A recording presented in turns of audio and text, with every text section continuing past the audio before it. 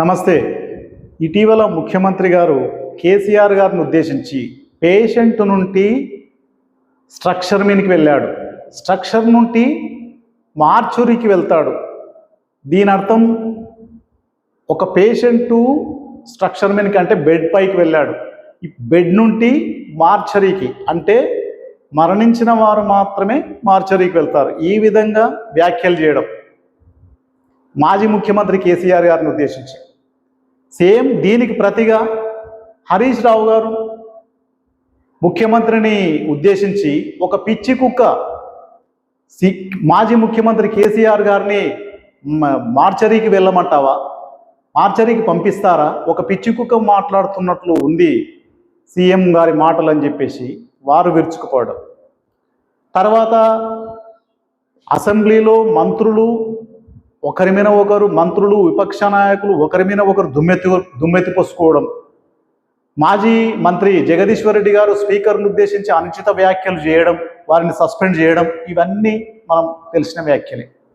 ఈ సారాంశం మొత్తం ప్రజలు ఏమర్థం చేసుకోవాలి, ప్రజలకు ఏమి ఇప్పుడు వీళ్ళు ముఖ్యమంత్రి గారు ఏంటి మాజీ ముఖ్యమంత్రి కేసీఆర్ గారిని ఉద్దేశించి పేషెంట్ నుండి స్ట్రెచర్ మీదకి వెళ్ళాడు, స్ట్రెచర్ మీద నుండి మార్చరీకి వెళ్తాడు, ఇది ఖాయం అంటే ఒక పేషెంట్ స్థాయిలో ఉన్న వ్యక్తి స్ట్రక్చర్ మీదకి వెళ్ళాడు అంటే బెడ్ మీదకి వెళ్ళాడు, ఐసీయూలోకి వెళ్ళాడు, ఇక నుండి మార్చరీలోకి వెళ్తాడు. అసలు ఇంత తీవ్రమైన వ్యాఖ్యలు చేయాల్సిన అవసరం ఏముందండి? మార్చరీలు, సావులు, ఇవన్నీ వ్యక్తిగతమైన వాదనలు ఎందుకు వెళ్ళాలండి? అంత అవసరం ఏముంటుంది? ఏదైనా చేస్తే రాజకీయ విమర్శలు చేసుకోవాలి, అంతేగాని వ్యక్తిగతంగా దూషణలు చేయడం, స్ట్రక్చర్ల మీదకి మార్చరీలోకి వెళ్తాడనడం ఇది ఎంతవరకు ధర్మం? ప్రజలు దీన్ని సమర్థించడం లేదండి, దీన్ని విసుక్కుంటున్నారు. మీరు ఏ ఉద్దేశంలో అన్నారో ఏమో, మీకు ఎవరు ఐడియాలు ఇచ్చిందో, మీకు మరి ఏ ఉద్దేశంలో మీరు ఆ మాటలు అన్నారో అర్థం కాలే. కానీ ఈ ఒక మాజీ ముఖ్యమంత్రిని పట్టుకొని మీరు మార్చరీ అంటే దాని అర్థం ఏంటి? మరణించిన వాళ్ళు మార్చరీకి వెళ్తారు. ఇప్పుడు కేసీఆర్ మరణించాలనే మీ ఉద్దేశం? ఇది తప్పు కదండి మీరు మాట్లాడేది. సేమ్ టైం హరీష్ రావు కూడా వ్యాఖ్యలు అవి కూడా సమర్థనీయం కాదు. ఒక ప్రజెంట్గా ఉన్న ముఖ్యమంత్రిని పట్టుకొని పిచ్చి కుక్క అని సంబోధించడం ఇది కూడా కరెక్ట్ కాదు. ఇంకొక దిక్కు మన జగదీశ్వర్ రెడ్డి గారు స్పీకర్ని ఉద్దేశించి అంటే వ్యంగ్యంగా మాట్లాడడం, దెప్పి పొడిచినట్లు మాట్లాడడం, అహంభావంతో మాట్లాడడం ఇది కూడా కరెక్ట్ కాదు. కానీ ప్రజలు ఈ ఎపిసోడ్ను మొత్తము ఏ విధంగా అర్థం చేసుకోవాలి? ముఖ్యమంత్రి గారు గత 10 సంవత్సరాలలో కేసీఆర్ గారు చేసిన అప్పులు చాలా విపరీతంగా అయినవి, రాష్ట్ర ఆదాయం పూర్తిగా పడిపోయింది. అంటే వచ్చే ఆదాయంలో 6,500 కోట్లు ఉద్యోగుల జీతభత్యాలకు వెళ్తున్నాయి, 6,500 కోట్లు కేసీఆర్ చేసిన అప్పులకు కిస్తీలు వడ్డీల రూపకంగా పోతున్నాయి, మిగిలేటివి 5,500 కోట్లు ఇందులో సంక్షేమం పథకాలకు కొన్నిట్లకు రెగ్యులర్గా పంచే దానిలకు ఒక నెల ఒకరికిచ్చి ఒక నెల ఒకరికి ఆపాల్సి వస్తుంది. తీవ్రంగా శ్రమిస్తున్నా మాకు అయితలేదు, ఇది మీరే గమనించండి అని చెప్పేసి ఒక సదస్సులో మాట్లాడడం జరిగింది. దీనికి కారణమంతా కేసీఆర్ గారి మీద నెడుతున్నారు మీరు. ఓకే, కేసీఆర్ గారి మీద ఇప్పుడు కేసీఆర్ గత 10 సంవత్సరాల అప్పులు చేసిన సంగతి మీకు తెలియదా అండి? మీరు పిసిసి అధ్యక్షుడిగా ఉన్నప్పుడు ఎన్నో సందర్భాల్లో మీరు రాష్ట్రాన్ని అప్పుల కుప్పగా మార్చిండు, రాష్ట్రాన్ని అప్పుల కుప్పగా మార్చిండు. 7 లక్షల కోట్లు కాదు 8 లక్షల కోట్ల రూపాయల అప్పులు తెచ్చిండు, మొత్తం సర్వనాశనం చేసిండు, దోచుకున్నాడు. ఇవన్నీ మీరు అన్న మాటలే కదా. ఇప్పుడు మీరు ఆ మాటలు అన్నారంటే మీకు అప్పులు ఉన్నాయని తెలుసు కదా. మరి తెలిసి మీరు ఈ వాగ్దానాలను ఎందుకు ఇచ్చారండి? 6 గ్యారెంటీలు ఎందుకు ఇచ్చారు? ఇప్పుడు ఆ 6 గ్యారెంటీలు అమలు పరచక తప్పించుకునే ఉద్దేశంలో మీరు ఆ భాగంగానే ఈ వ్యాఖ్యలు చేస్తున్నారా? ప్రజలు ఏమర్థం చేసుకోవాలండి? ఇప్పుడు పదే మీరు కేసీఆర్ గారి మీద నెట్టి అతన్ని తిడుతూ ప్రజలను మభ్యపెట్టాలని చూస్తే ప్రజలు ఏవగించుకుంటారు. ఇది వాస్తవం. ప్రజలు కేసీఆర్ అధికారంలో ఉన్నప్పుడు మీరు తిడితే దాన్ని స్వాగతించారు, దాన్ని స్వీకరించారు. ఇప్పుడు వారు విపక్షంలో ఉన్నారు. విపక్షంలో ఉన్నప్పుడు వారిని పదే మీరు తీవ్రంగా దుర్భాషలాడడం, తీవ్రంగా వాళ్ళ మీద అసలు ఇప్పుడున్న పరిస్థితులను కూడా వాళ్ళ మీద నెట్టడం, దీనికి మొత్తం కారణం వాళ్ళే. వాళ్ళు సక్రమంగా చేసింటే మేము పూర్తిగా మంచిగా చేసేవాళ్ళం, ఈ 6 గ్యారెంటీలు పూర్తిగా అమల్లో పరిచేవాళ్ళం అంటే ఇప్పుడున్న మీ తప్పులను కప్పుపించుకోవడానికి కూడా వాళ్ళ మీద నెపన్నెడితే ఇది ఎక్కడి ధర్మం అండి? నేను వాళ్ళు ఏదో బుద్ధిమంతులని చెప్పడం లేదండి, ప్రజలు అనుకోవడం లేదు. వాళ్ళు కావాల్సినంత వాళ్ళు వాళ్ళు గబ్బు పట్టించినందుకే కదా అధికారం మీకు ఇచ్చింది. మీరు మంచిగా చేస్తారనే ఉద్దేశంలో కదా మీకు ఇచ్చింది. ఇంకొకటి, మీకు పిసిసి అధ్యక్షుడు హోదాలో ఉన్నప్పుడు చాలామంది మేధావులైన విలేకరులు గుచ్చి గుచ్చి అడిగారు మిమ్మల్ని, సార్ మీరు ఇన్ని లక్షల కోట్ల అప్పులు ఉన్నాయంటున్నారు, మరి రాష్ట్రం దివాలా తీసిందంటున్నారు, మీరు ఇప్పుడు ఇచ్చే హామీలు, మీ హామీలన్నీ అమలు పరచాలంటే కొన్ని వేల కోట్ల రూపాయలకు ఒక్కొక్క సంవత్సరానికి అవసరం పడుతుంది, మరి మీరు ఎలా తెస్తారంటే అప్పుడు మీరు ఇచ్చిన సమాధానం ఏం తెలుసా సార్? మేం సంపద సృష్టిస్తాం, మేం తెలివిగల వాళ్ళం, సంపద సృష్టించి మాకు ఎలా పరిపాలన చేయాలనో తెలుసు, ప్రజలకు పంచుతాం అనే మాట మీరు మాట్లాడారు. ఇప్పుడేమో కేసీఆర్ గారి మీద నెపం. మీరు ఏదో చెప్పాలనుకున్నది సూటిగా ప్రజలకు రైతులకు చెప్తే అది ఓకే సార్. చెప్పకుండా మీరు కేసీఆర్ గారి మీద నెపన్నెట్టి తిట్టడమో, ఇంకా ఎవరి మీనో నరేంద్ర మోడీ గారి మీద నెపన్నెట్టి తిట్టడమో, ఇవన్నీ చేస్తే మీకైతే ఒరిగేదైతే ఏముండదు. పైపెచ్చు వాళ్ళ మీద సానుభూతి పెరుగుతుంది. ఇప్పుడు వాళ్ళ పీరియడ్ల పథకాలు అందినవా అందిలేవా ఇది మాత్రమే చూస్తారండి రైతులు. రాష్ట్ర పరిస్థితులు దివాళాలు వేసినవి, ఇక్కడ ఇవి ఏం అప్పులు పుడతలేవు, ఇది ఈ పరిస్థితి బాగలేదు, కిస్తీలు, ఇవన్నీ వాళ్ళకి తెలియవండి. మీరిచ్చిన హామీల మేరకే మిమ్మల్ని వాళ్ళు అందాల ఎక్కించారు. రాష్ట్రంలో 70% పరంగా రైతులు ఉన్న సంగతి మీకు అందరికీ తెలిసిన విషయమే. ఆ రైతులే కదా మిమ్మల్ని అందాల ఎక్కించింది, వాళ్ళే కదా మిమ్మల్ని నెత్తిన పెట్టుకున్నది. మరి ఇప్పుడు అలాంటి రైతులకు మీరు ఇస్తున్న సందేశం ఏంటి? ఇప్పటికి కూడా కేసీఆర్ తిడుతూ మీరు వాళ్ళకు మేము చేయలేమని చెప్పడమా మీ ఉద్దేశం? స్పష్టంగా చెప్పండి సార్. ఏదన్నా ఉంటే రుణమాఫీ విషయంలో కూడా మీరు స్పష్టత ఇవ్వండి. యాక్చువల్లీ అవి ఎక్కడ చూసినా ఏ గణాంకాలు, బ్యాంకర్స్ కానీ విపక్ష పార్టీలు కానీ ఎక్కడ చూసినా కూడా 49,000 కోట్లు అవసరం అంటున్నారు. మరి 49,000 కోట్లు అవసరం ఉన్నప్పుడు మీరేమో పదే పదే ఏ మీటింగ్లో సరే ఏ రాష్ట్రంలో జరగనటువంటి రుణమాఫీ తెలంగాణ రాష్ట్రంలో 21,000 కోట్ల రుణమాఫీ చేసినామని మీరు చెప్తున్నారు. ఎస్, చేసిండ్రు, వాస్తవమే. మరి మిగతా వాళ్ళు ఎక్కడ పోవాలి? వాళ్ళు అసలు చెయ్యరా? అది క్లారిటీ ఇవ్వండి వాళ్ళకు. అప్పుడని కొంతమంది ఎదురు చూస్తున్నారు. ఇంకా మీరు దాటవేసే ధోరణి ఉంది అని చెప్పేసి కొంతమంది ఏమో అర్థం చేసుకుంటున్నారు, కొంతమంది ఏమో ఇంకా ఎదురు చూస్తున్నారు. మరి మీరు దాని మీద ఏంటి ఒక క్లారిటీ? ఇప్పుడు ఇవ్వలేము, పరిస్థితి బాగాలేదు, అది స్పష్టంగా చెప్పండి. దానికి ఎవరినో తిట్టడము, వాళ్లకు ప్లస్ కావడం, మీకు మైనస్ కావడం, ఇది కార్యకర్తలు అంగీకరించలేరండి. మీ కార్యకర్తలే అంగీకరిస్తారు. రుణమాఫీ మొత్తం అయిందా లేదా ఫస్ట్ ఆ క్లారిటీ ఇవ్వండి. మీ మంత్రే చెప్తున్నాడు అసెంబ్లీలో 70% అయింది, ఇంకా 30% ఉందంట. మీరేమో మొత్తం అయిపోయింది అంటారు. ఇంకొక మంత్రి ఇంకొక రకంగా మాట్లాడతాడు, ఇంకొక నాయకుడు ఇంకొక రకంగా మాట్లాడతాడు. మొత్తం అయిపోయిందనే భావన మీరు తీసుకొస్తున్నారు పదే పదే ఎక్కడ చూసినా కూడా. అసలు మీరు ఏ రోజైనా ఇంకా చాలా మంది 40% రైతులు అట్లే ఉండాలండి రుణమాఫీ కాకుండా.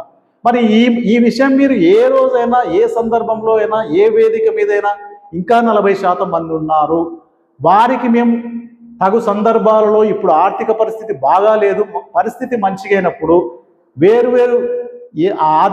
వేరువేరు సందర్భాల్లో ఆదాయం వచ్చినప్పుడు వారికి కూడా తప్పకుండా చేస్తామని ఒక మాట అనొచ్చు కదా సార్. ఇప్పుడు మీరు రుణమాఫీ జరిగిందన్న ప్రతి సందర్భంలో రుణమాఫీ కాని రైతులు ఎలా ఉంటారో తెలుసా అండి? మౌనంగా దుఃఖిస్తారండి, వాళ్ళు మౌనంగా రోధిస్తారు. మీరు ఈ మాటలు అన్నప్పుడల్లా వాళ్ళకి బీపీలు, షుగర్లు సర్రున పైకి లేస్తున్నాయండి. ఈయన మాకు అసలు రుణమాఫీ చేయలేదు, మా గురించి రుణమాఫీ చేసినాం అని మాట్లాడుతున్నాడు, ఇది ఎక్కడ న్యాయం అని చెప్పేసి వాళ్ళు చాలా తీవ్రంగా వేదన చెందుతున్నారండి. ఇది వాస్తవం. ఏ ఊళ్ళోకి వెళ్ళండి మీరు 40% రైతులు అట్లే ఉన్నారు. ఇది మీ కార్యకర్తలను అడగండి, మీ ఎమ్మెల్యేలను అడగండి. ఏదో అంతెందుకండి, బహుటంగా మీ వాళ్ళే చాలామంది, రాజగోపాల్ రెడ్డి గారు ఇంకా వేరు సందర్భాల్లో రుణమాఫీ కాలేదు, అందరూ రైతులు తీవ్రంగా వ్యతిరేకిస్తున్నారు మనల్ని అని చెప్పేసి చాలా సందర్భాల్లో అన్నారు కదా. ఇది మీకు తెలియదా? మీరు ముఖ్యమంత్రి స్థాయిలో ఉన్న వ్యక్తి మీకు తెలియదు అని అనుకోవడం, రైతులు మాత్రం అది నమ్మరండి. మీకు తెలిసే చేస్తున్నారు. ఇవి చెయ్యండి. ఇప్పుడు మీరు క్లియర్గా ఏంటి, ప్రజలకు ఓపెన్గా చెప్పండి, మా దగ్గర ఇంతే ఉంది, ఇంతే ఇవ్వగలుగుతాము, ఈ పథకాలకు ఇంతే ఇవ్వగలుగుతాము. అంతేగాని దాన్ని తీసుకెళ్ళి ఒకరిని తిట్టడము చేసి మీరేదో రైతులను మభ్యపెట్టే కాలయాపన కోసం చేసే మాటలు మాత్రం అవి హర్షించానండి. ఇవి శుద్ధ తప్పు కూడా. మీకు మరి అడ్వైజు ఎవరిస్తున్నారో ఏంటో అర్థం కాదు రైతులకు. కానీ వాళ్ళు చాలా తీవ్రంగా గోసపడుతున్నారు వాళ్ళు. ఇంకో రైతు భరోసా ఏందండి, మధ్యలో ఒకసారి మీరు ఎగనాం పెట్టేస్తుంది, మార్చి 31 కంప్లీట్ చేస్తామన్నారు. ఇప్పటి వరకు చూస్తే మీరేమో 3 ఎకరాల వరకు వేసినామంటున్నారు, ఆడ చూస్తేనేమో 2 ఎకరాల వరకే వచ్చినట్లు, 3 ఎకరాలు ఉన్న వాళ్ళకు కూడా ఇంతవరకు రానట్లు అవి రైతుల నుండి అందుతున్న మాటలు, అవి సమాచారం అంతే ఉంది. మీరు జనవరి 26వ తారీఖు స్టార్ట్ చేసిన అంటే 50 రోజులు అవుతుంది మీరు రైతు భరోసా స్టార్ట్ చేసి. ఇప్పటి వరకు మీరు మీ నోటి నుండి 3 ఎకరాలు అన్నారు. మరి మిగతాదంతా ఎప్పుడు వేస్తారు? ఎందుకంత కష్టపడాల్సి వస్తుంది? మీకు ఒక పద్ధతి ప్రణాళిక లేదా? ఇది రైతుల ప్రశ్నలండి. దానికి ఒకవేళ నిజంగా డబ్బుల కొరత ఉండి నిజంగా రాష్ట్రం దివాలా తీసిన పరిస్థితిలో ఉంటే రైతులకు సూటిగా చెప్పండి, ప్రజలకు సూటిగా చెప్పండి, మేము ఈ పథకాలను అమలు చేయలేము. మహిళలకు ఇస్తామన్న 2500 కానీ, తులం బంగారం విషయంలో కానీ, స్కూటీల విషయంలో కానీ, ఇంకా వేరు పథకాలు మీరు అన్నీ చెప్పారు కదండి. దానిల విషయంలో స్పష్టంగా ప్రజలకు చెప్పండి. మీరు విపక్షాలను తిట్టడం వల్ల మీ మనసు తృప్తి పడుతుందో ఏమో కానీ ప్రజలు మాత్రము చాలా కోపంలో రియాక్ట్ అవుతారండి. ప్రజలు గందరగోళమైన పరిస్థితి. అంటే వాళ్ళకు ఏంటి, మాకు ఇస్తాన్న వాగ్దానాలు మాకు ఇవ్వకుండా వాళ్ళని తిట్టడం ఏంటి? వాళ్ళు చెయ్యనందుకే కదా మీకు అధికారంలోకి ఇచ్చింది. రుణమాఫీ కేసీఆర్ గవర్నమెంట్లో 2 సార్లు జరిగినా కూడా అది కొంతమందికి మాత్రమే జరిగింది, పూర్తిగా జరగలేదనే రైతులు మిమ్మల్ని అందాలం ఎక్కించారు. మరి ఇప్పుడు మీరు వచ్చి చేసింది ఏంటి? సగం చేశారు. ఇది వాస్తవం. మరి ఇప్పుడు సగం చేసిన ఆ రైతులు మిగతా సగం మంది ఎంత గోసపడుతున్నారు, ఎంత వేదన పడుతున్నారు? ఆ తప్పును కప్పిపుచ్చుకోవడానికి మీరు కేసీఆర్ గారు తిట్టి లాభం ఏంటి? అంటే ప్రజలు శాంతిస్తారా? రైతులు శాంతిస్తారా కేసీఆర్ గారిని తిడితే? సార్, కొంచెం ఆలోచించండి. మీరు న్యాయబద్ధంగా చెప్పాల్సిన పనులు కానీ, న్యాయంగా చేసే పనులు కానీ ప్రజలకు వివరిస్తే అర్థం చేసుకుంటారు. కానీ ఆ నెపాన్ని నరేంద్ర మోడీ మీదకో, లేకుంటే కేంద్ర మంత్రుల మీదకో, మాజీ ముఖ్యమంత్రి మీదకో, ఇంకా ఎవరి మీదకో నెట్టి చేతులు దులుపుకుందామంటే మాత్రం ప్రజలు, రైతులు హర్షించారండి. పైపెచ్చు వాళ్ళకు సానుభూతి పెరుగుతుంది. కేసీఆర్ గారికి సానుభూతి పెరుగుతుంది, మిగతా కేంద్ర మంత్రులకు సానుభూతి పెరుగుతుంది, మిగతా వాళ్ళకు సానుభూతి పెరుగుతుంది. మీద ఇప్పుడు మీరు అధికారంలో మీరున్నారు, బాధ్యత మీది. రైతులు కానీ ప్రజలు కానీ వాళ్ళు ఎవరి దిక్కు చూస్తారు? ఏది లోపమైనా వాళ్ళు ముఖ్యమంత్రి గారి దిక్కే చూస్తారు, అంతేగాని వేరే వాళ్ళకి దిక్కు చూడారు కదా. ఇంకొకటి, మీరు అప్పు అంటున్నారు. వాస్తవమే. అంటే మీరు అప్పు చేసలేరా? మీ ఆర్థిక మంత్రి అసెంబ్లీ సాక్షిగా నిన్నటి రోజే 1,42,000 కోట్ల అప్పు మేము చేశాము అని స్పష్టంగా చెప్పాడు కదా. అంటే మీరు కూడా అప్పు చేసినట్లే కదా ఈ 14 నెలల కాలంలో. మరి మీరు అప్పు చేసుకుంటూ కూడా ఈ పథకాలను ఎందుకు అమలు చేస్తలేరు? ఇది ప్రజల ప్రశ్న, రైతుల ప్రశ్న. ఇప్పుడు వాళ్ళు అప్పు చేసి కనీసం రైతులకు ఇచ్చిన మాటలు, ప్రజలకు ఇచ్చిన మాటలు అవి నెరవేర్చదు కదా. మీరు అప్పులు చేసుకుంటూ కూడా అసలు నెరవేర్చలేరు కదా. పైపెచ్చు విపక్ష నాయకుల మీద విడుచుకుపోవడం, తప్పంతా వాళ్ళదే, మాది ఏమీ లేదు అని క్లీన్ చిట్ మీరంతకు మీరు ఇచ్చుకోవడం, ఇది ఎంతవరకు న్యాయం? అర్థం చేసుకోండి సార్. ఏదైనా బాధ్యత. ఇప్పుడు ఒకవేళ మీరు తొలి రోజే అంటే పిసిసి అధ్యక్షునిగా ఉన్నప్పుడు ఇవే మాటలు మాట్లాడితే మిమ్మల్ని ప్రజలు అందాలకు ఎక్కించారు కదా. అప్పులు ఉన్నాయి, మేము చేయలేమని చెప్తే ఆ రోజు మీకు ఓట్లు వేసేవాళ్ళ? ఇయ్యలేరు కదా. ఈ బీజేపీ శాసనసభాపక్ష నాయకుడు ఏలేటి మహేశ్వర్ రెడ్డి గారు మీకు ఒక సవాల్ విసిరిండు. మీరు తప్పుడు వాగ్దానాలు ఇచ్చి అధికారంలోకి వచ్చిండ్రు. మరి ఇప్పుడు మీరు ఆ వాగ్దానాలు అమలు చేయని పక్షంలో గవర్నమెంట్ను డిజాల్వ్ చేయండి, వెళ్దాం పదండి, మళ్ళీ ప్రజల తీర్పు తీసుకుందాం పదండి.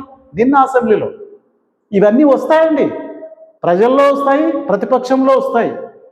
ఒక్క విషయమే సార్, మీరు ఏదైనా చెప్పాలి అనుకుంటే సూటిగా ప్రజలకు, రైతులకు చెప్పండి. మేము ఇంతవరకు చేస్తాం, ఇంతవరకు చేయలేము. దాన్ని విపక్షాల మీద, విపక్ష నాయకుల మీద తిట్టడం, అది కూడా ఘోరాతి ఘోరంగా చావుల వరకు ఎందుకండి? వ్యక్తిగతమైన దాడులు అంతవరకు ఏమవసరం? దానివల్ల మీకు ఒరిగేదైతే ఏముండదు. విపక్షం వాళ్ళకే సానుభూతి పెరుగుతుంది. మీరు చేయలేని పనులను ఓపికగా రైతులకు కానీ ప్రజలకు కానీ వివరించడం కరెక్ట్. అంతేగాని వాళ్ళను తీవ్రంగా దుర్భాషలాడడం మాత్రం ఇది ప్రజలు హర్షించరండి.